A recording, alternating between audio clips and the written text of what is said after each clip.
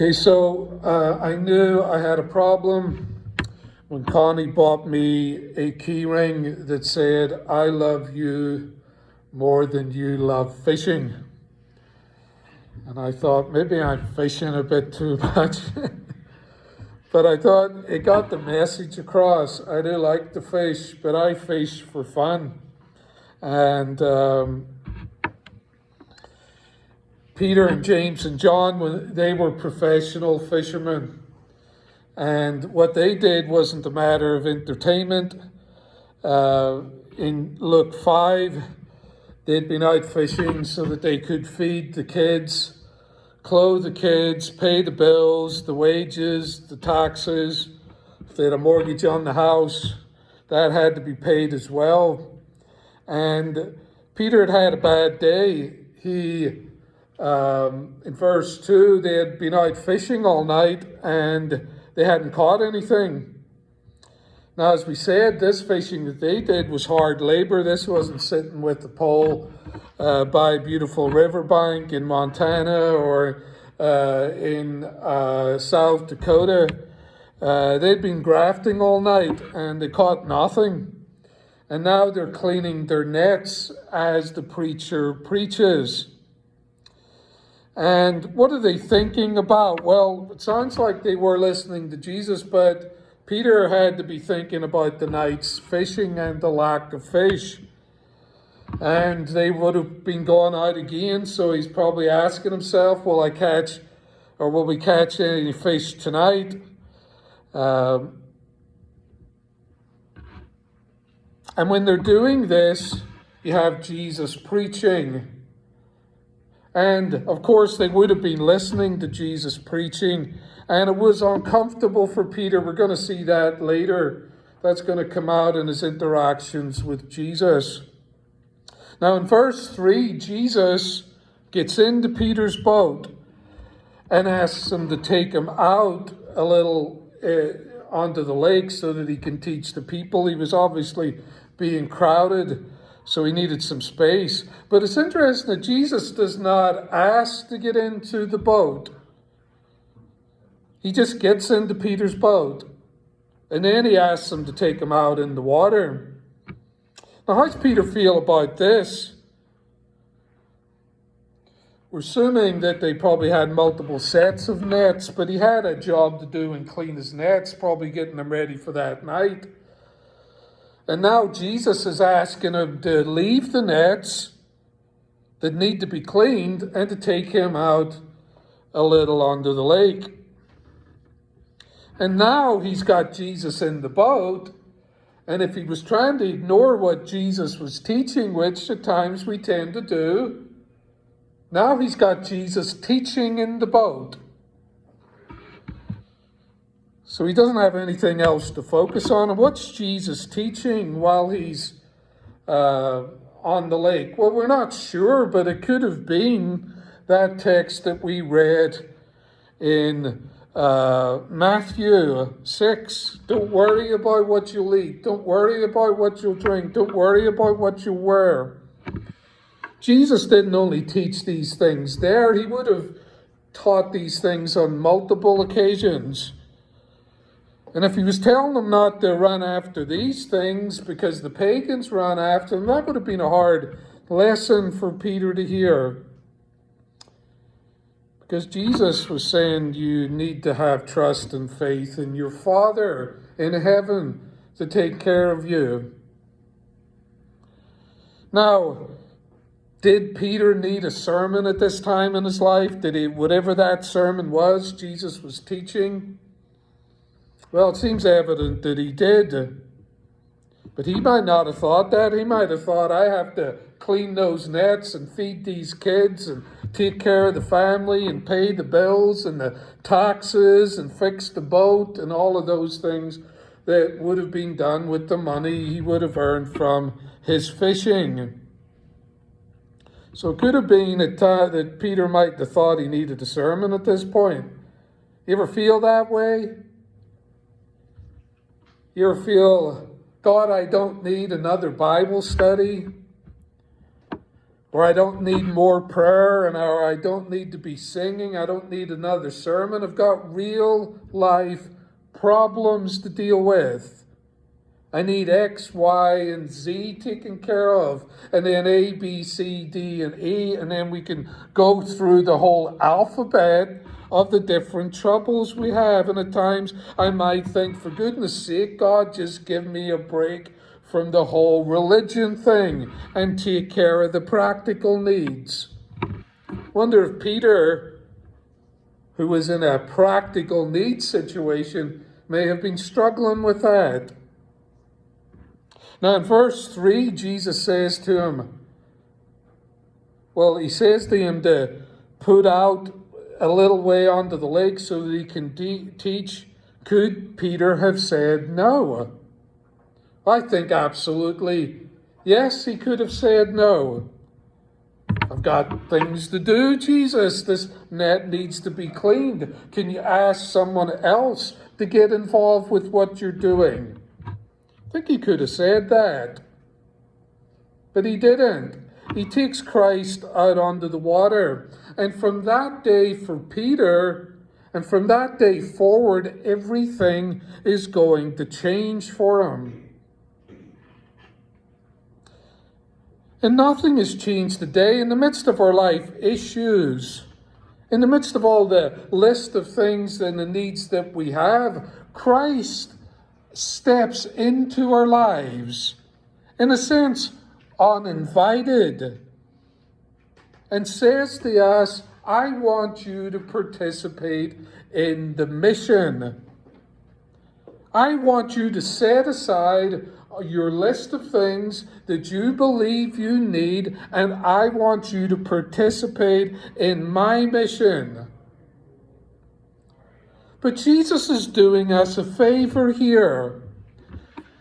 Life and the daily grind without Christ kind of looks like this. You eat, you sleep, you work. You do your shopping, you pay your bills, you pay more bills, you save up, you maybe get a short vacation, you have to take care of the car payments, you've got more bills, you gotta pay the house, the mortgage, you gotta pay the college bill, you gotta attend a few weddings, you gotta attend a couple of funerals, and then you're in hospital and you die. That's pretty much life without Christ. But when Christ steps into the boat, when he steps into your lives, our lives change from the ordinary grind to the extraordinary. And that's what's happened to Peter here, and James and John. Everything changes for the good when Christ gets into our lives. And then we forget about the ordinary and we embrace Christ's mission. Being a fisherman, I know a lot of things that irritate me when I'm fishing.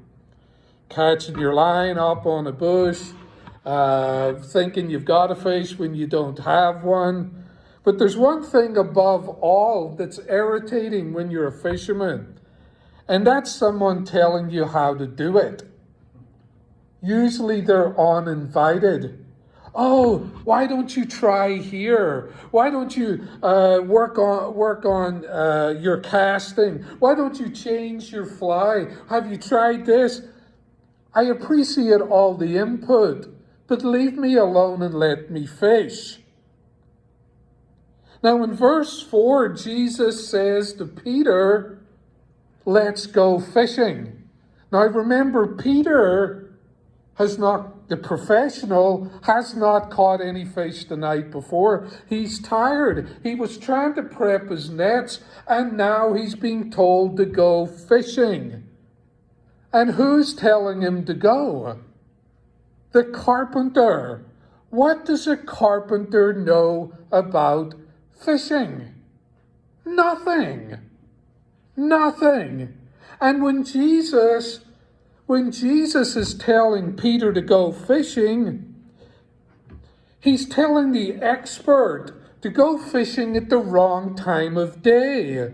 See, fish weren't caught in that region during the day, at midday. They were caught at night. And they'd been out all night fishing, the professionals, and they got nothing. And now the guy who knows nothing about fishing is telling the professional to go at the wrong time of the day. Now, do you see the problem that Peter is having here? This is totally irrational. This is something foolish. This is something contrary to all of Peter's experience. To listen to a carpenter instead of listening to himself. Who's the expert? And Peter does put up a bit of a fight here. He says, Master, we've worked all day. What does that mean? Or we've worked all night. What does that mean? It means you just don't understand. Jesus, we put the effort in and we came up empty. But then he says this, because you say so, I'll let down the nets. Because you say so, I'll let down the nets. This is Peter showing his faith in Jesus. Because at times, faith in Jesus means setting aside what we think we know and doing something that looks totally irrational and foolish and contrary to all of our experience and listening to him and not ourselves. That's what Peter does here. Now, what would I have done in this situation? I might have thought to say, you know nothing about fishing. You're a carpenter. Stick to your carpentry. Let me do my job. We're going to go out tonight. We're going to work hard and maybe we'll catch a fish. But at times I think, if Jesus called me to do it, contrary to all my experience, I would do it. Because Jesus said so. Would you? Would you? That's an easy thing to say when we look at Scripture, but when in real life, day-to-day living comes into play, do we have that kind of faith? Do we have that? There's an answer to that. We would have done what we would have done on that day if we'd have been told put the nets down, which is totally irrational, contrary to all of our experience. Wrong time of day to go fishing, having just not caught anything. We would have done exactly what we're doing in our lives now when it comes to Christ. We would have done exactly what we're doing now. Jesus says, don't worry about what you'll eat or drink or wear. Believe in me, I will provide for you. Are we believing in him? Are we doing that now? If we're not doing it now, we wouldn't have done it back then. When Jesus says, I'll take care of you, let down the nets on the housing, the employment, the health, the home, the food, the family, the problems, trust me, put it all on me. Would we, if we're not doing that now, we would not have done what Peter did then. Am I believing the ignorant carpenter when it comes to these things, or am I siding with the expert, me, myself, and I? What am I doing when it comes to trusting in Christ? And the result, so Peter trusted in him. Contrary to everything he knew, he puts the nets down. And that might have been taking them out from the shore for a mile. This was not a quick dunk in the water. They were net fishing here. So they would even maybe go out for a mile and pull out this net. And he puts the nets down, and what happens? Well, they catch nothing. Absolutely nothing. It's a bust. Right? He goes back to shore exhausted. He's embarrassed because he listened to the carpenter. He's dejected. He's disillusioned with Jesus. Is that what happens? Is that what goes on here? Shouldn't have listened to him. That was a mistake. I failed there. Should have listened to myself, is what Peter said when those nets came up empty. Well, that's not true. It says, verse 6, when they had done so, they caught such a large number of fish that their nets began to break. So they signaled their partners in the other boat to come and help them. And they came and they filled both boats so full that they began to sink. How many fish would it take to sink 2 boats on the Sea of Galilee? Well, let me tell you, we've crunched the numbers and we have a general idea. These boats were 20. We got one that was recovered from the time of Jesus. It's in, I think it's in Israel in a museum. They found it and recovered it and rebuilt it.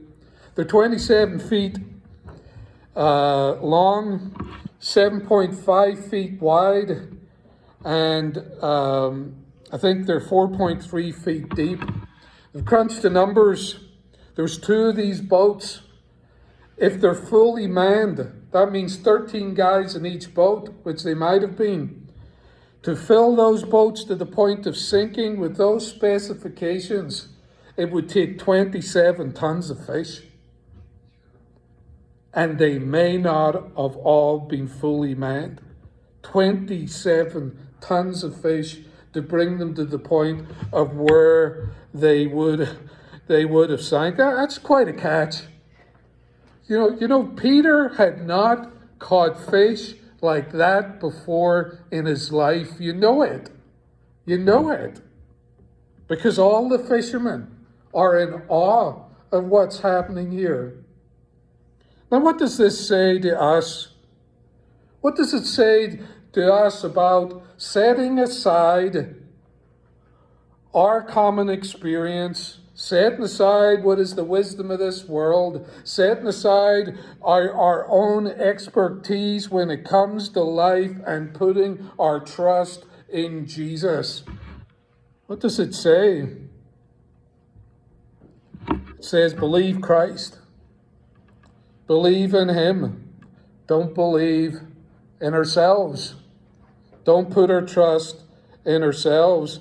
Believe and obey Jesus for our lives, and the nets will break with life. It'll be too good. It will be too heavy to handle. It'll be that big, the good that he's going to bring to us. And in verse 8, when he sees the catch, how does he respond? How does Peter respond? He's up to his armpits in miraculous fish. And he doesn't look at the catch. He doesn't focus and say to Jesus, look what you did. Look at the multitude of things, of fish that we have caught. Doesn't focus on the miracle. Peter focuses on himself. He says, go away from me, Lord. I am a sinful man. It's interesting that Jesus does not argue with Peter here. He doesn't say, no, Peter, you're not a bad guy. Yes, there's things in your life that need to be fixed. You're pretty basically good. He doesn't do that. He doesn't say, yes, Peter, you're a sinner, and you don't really understand how bad you are, or you need to try harder. He doesn't do that. He doesn't keep the focus on Peter when Peter's got the focus on himself. In verse 10, Jesus says this, I will make you fishers of men. What's he saying? They're saying, forget about you. Forget about your sin. There's work to be done. There's work to be done. God-sized work needs to be done. And at times when God provides for me and maybe provides for you, I get to focus on myself. I think I don't deserve this. I don't need to be bailed out. Oh, how could you do this for me, such a sinner? And that's a mistake. That is a mistake. Of course, I don't deserve what God does for me, but he still provides. I'm to forget about me. I'm to forget about we. I'm to forget about us and their sin and get to the work of Christ. Not to focus on the money, not to focus on me, but to focus on the Master, because there's a mission to save mankind. And that's what we're about. And that's what Christ is about. We got to let the sin thing go. Jesus is bigger than our sin. He's bigger than us. He's bigger than our wee lives. And at times, if I could grasp that and grasp who I'm involved with and who we're involved with the Savior of the world, doing his work in the world. And God seeks to bring the lost and save mankind through us. There needs to be more time focused on Jesus and the task at hand than on our sin and on ourselves and on our needs. In verse 11, it says this, so they pulled their boats up on the shore and they left everything and followed him. Don't miss that part. They left everything. What about the giant catch of fish? The world record-breaking catch of fish. They leave that. They left that behind. How could they do that? Peter just got everything that he wanted for life. All of his needs met, more money than he could spend. But he leaves it all behind for Christ. They left everything, not just most things, not many things, not the large percentage of things. They left everything. And they didn't join the church. They didn't become nice people. They didn't start doing good things. They left everything and followed Jesus. We live in a world that worries, a world that chases after food and clothing and health and homes and happiness. They're all doing it around us. There's people out there just wanting to be happy, and they're not happy, even when they have all that they need. They're still miserable. Because see, there is no happiness. There is no blessedness until we give it all up and follow Christ as Peter and the apostles did. Christ, who called the disciples and calls us to give up everything, in this supper brings it back to the fact that he did. He gave up everything for us on the cross. And we said yes to Christ in baptism. And when we went into the waters of baptism, we said we're giving up everything for you. We're giving it all up, not just some of it, not just a large percentage of it, not just the many things, not the most of it. We're giving it all up for you. Mother, father, children, career, health, wealth, prosperity, education, homes and possessions. We're giving it all up. We all went under the waters of baptism, and our whole self went down in there and came up to walk in newness of life. And we did that. We said, we're giving it all up for you. Jesus, God in the flesh, stepped into the boat of our lives and says to us, drop down the nets and all that stuff. Doesn't matter if you think you're the expert. Drop down the nets and all of those things, and I'll provide. And forget your sinful self.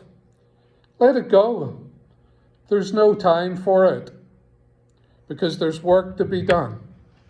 Because now he has made us fishers of men. Forget the money. Forget the me. Focus on the Master and the mission. Because the mission that you're a part of and I'm a part of is the salvation of mankind.